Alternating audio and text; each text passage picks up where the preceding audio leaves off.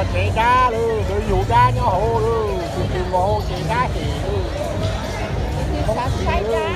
Sai đá luôn, sai hồ, rồi dù đá nhỏ hồ. Nó tụ quần nát đá, tụ quần nát đá nữa.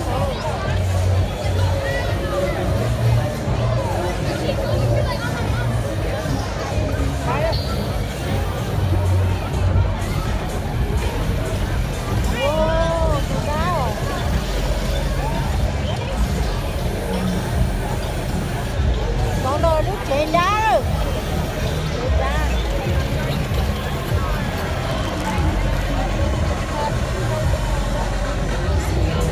Đúng rồi, con trai đó. Đây là cháu Trên đây chết. Tôi xa luôn là kìa, muốn Nói là chết thì nó lùa chay chứ. Con giờ chết lâu nó thì chúng lùa chay.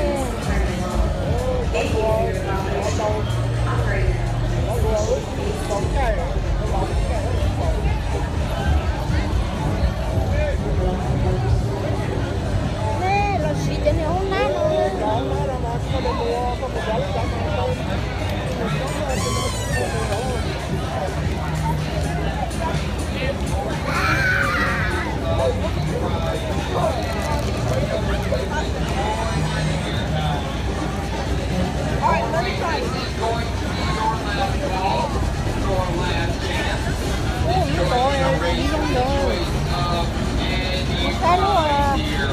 Cái nó sâu rồi đó. Rồi hai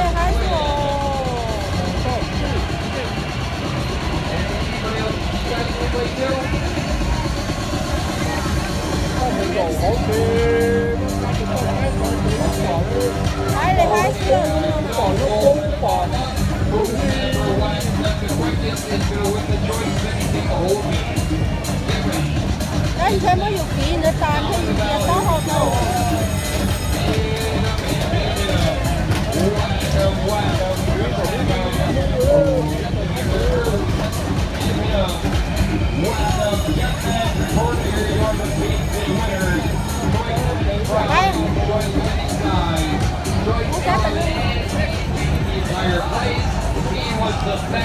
Nó cái gì đâu à.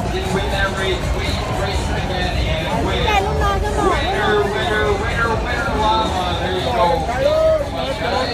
Con gì nó lên trong con gì có. Con đó. Con nó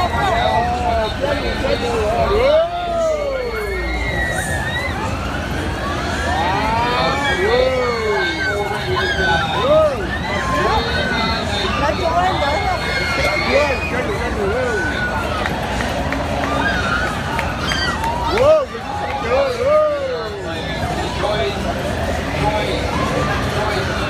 Đầu dạ.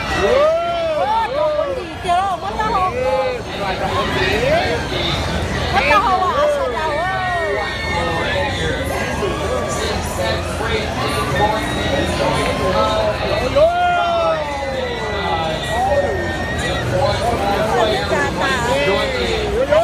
One more person we can play for the choice of any big of the whole game. Does anybody else want to join in on this race?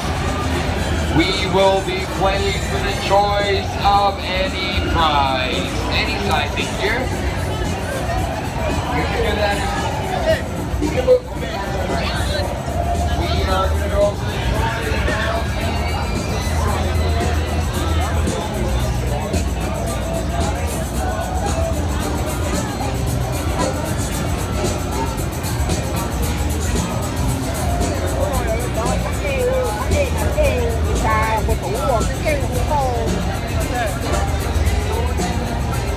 Nắn lắm mày cha được răng. Chùa ta thì có đâu luôn kê cái lò con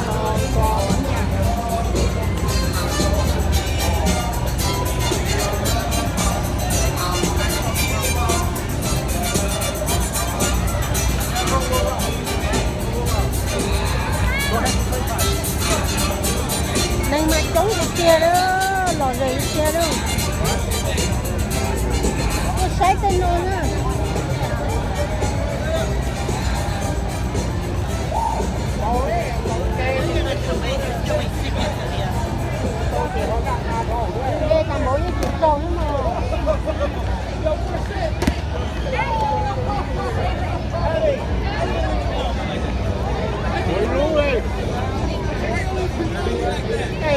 ta nói cái canh nó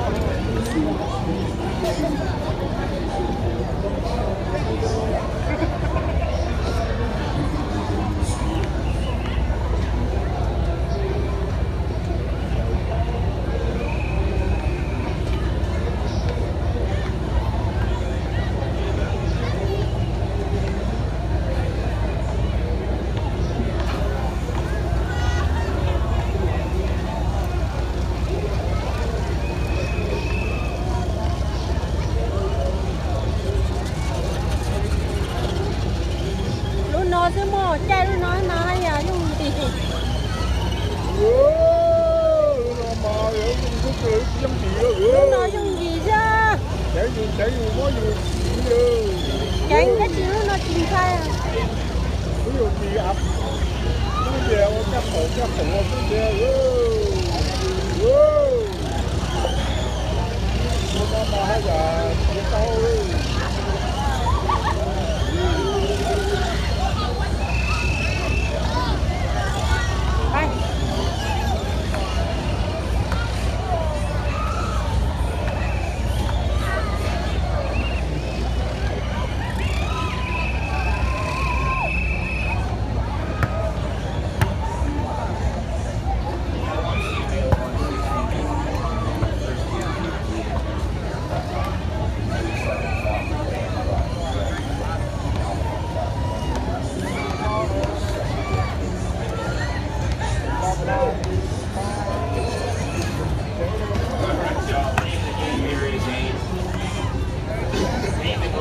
Say shoot here, first one in their pair to climb to the top, it's going to be the winner.